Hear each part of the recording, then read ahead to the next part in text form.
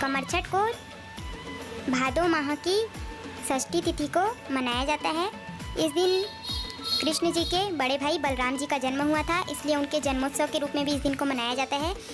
एवं इस तिथि को हर जगह अलग अलग नामों से जाना जाता है। कहीं इस दिन को हर छठ के नाम से मनाया जाता है, कहीं लली छठ के नाम से, कहीं कमर छठ के नाम से, कहीं हल षष्ठी के नाम से मनाया जाता है और कहीं खमर छठ के नाम से मनाया जाता है। छत्तीसगढ़ में इसे कमर छठ के नाम से मनाया जाता है। इस दिन माताएं अपने बच्चों के लिए व्रत रखती हैं एवं उनके दीर्घायु एवं सुख समृद्धि के लिए माता हल षष्ठी से प्रार्थना करती हैं। माता हल षष्ठी को माता पार्वती उसकी पूजा अर्चना की जाती है एवं पलाश के पत्तों एवं अनेक विभिन्न प्रकार के फूलों से सजाया जाता है। यहाँ इसमें अलग अलग प्रकार के छोटे मिट्टी के खिलौने बनाए जाते हैं जो महिलाएं अपने घर से बनाकर लाती हैं और सगरी के आसपास उसे रखा जाता है। इस दिन महुआ के का दातुन किया जाता है एवं इस दिन पसहर नामक चावल को खाया जाता है। यह चावल हल जुते हुए खेत में नहीं उगाया जाता है, यह अपने आप उगा होता है और जिस जगह पर हल नहीं चला होता है वहाँ उगा होता है, जैसे खेत की मेड़, तालाब के किनारे।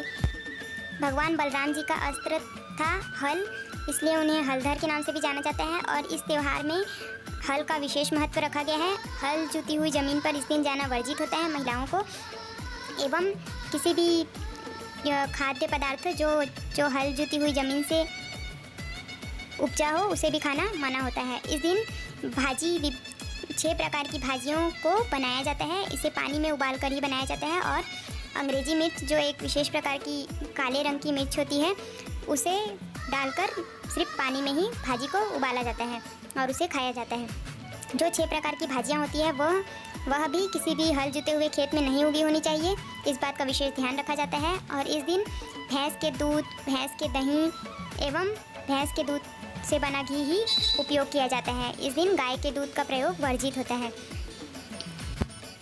जब सब्जी और चावल बनाया जाता है तो उसमें चम्मच का इस्तेमाल नहीं किया जाता है, खम्हार की लकड़ी होती है उसे ही चम्मच के रूप में इस्तेमाल किया जाता है।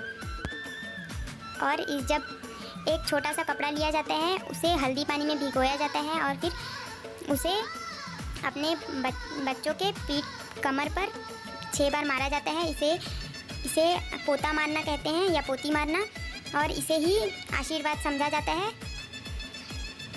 इस दिन हल षष्ठी माता की 6 कथाएं सुनाई जाती हैं एवं सगरी की विशेष रूप से पूजा अर्चना की जाती है। तो इस प्रकार मनाया जाता है छत्तीसगढ़ में कमर छठ का त्यौहार।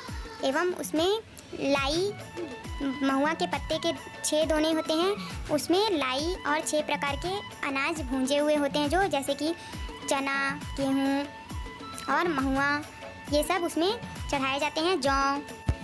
फिर इसे ही बाद में प्रसाद के रूप में बांटा जाता है। तो इस प्रकार मनाया जाता है छत्तीसगढ़ में कमर छठ का त्यौहार। आप जब भी छत्तीसगढ़ में आएंगे या इस दिन को देखेंगे तो आपको ऐसा लगेगा कि कोई त्यौहार है।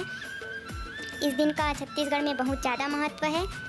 तो आपको वीडियो कैसा लगा कमेंट करके ज़रूर बताइएगा। आपके यहाँ यह त्यौहार किस नाम से मनाया जाता है यह भी बताइएगा। Thank you for watching.